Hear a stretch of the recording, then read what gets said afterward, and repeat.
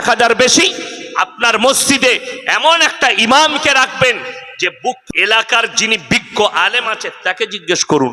আমাদের সমাজের দশাটা কোথায় পৌঁছেছে জানেন? এরা যদি পেটে ভাতে পায় তা টাকা দিয়ে আর রাখবে না। ঠিক বললাম না ভুল বললাম?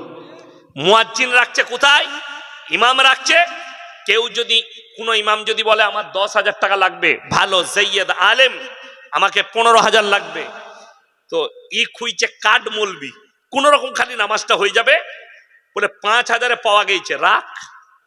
সে যা ফতোয়া দিবে তুই বুঝতে পারবি আর ফেরেশতারাও বুঝতে পারবে, আর তার যা নামাজ হবে তোরা জানবি। ওই যে চাচা আর কাজ করতে পারে না, চাচার শরীর খারাপ, চাচা মাঠে খাটতে পারে না, লোকের ঘরে কাজ করতে পারে না,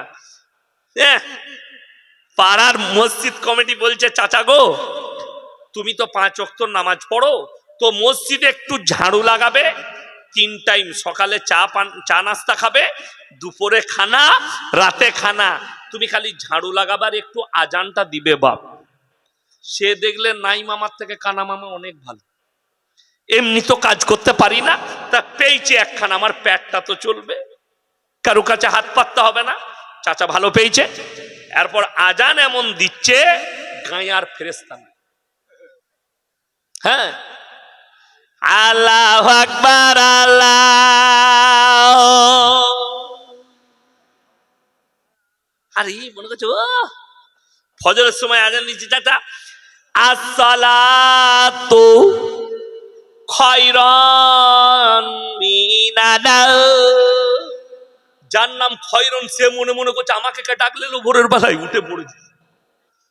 এই হচ্ছে আপনার দশা, পেটে ভাতে। বড় কষ্ট লাগে।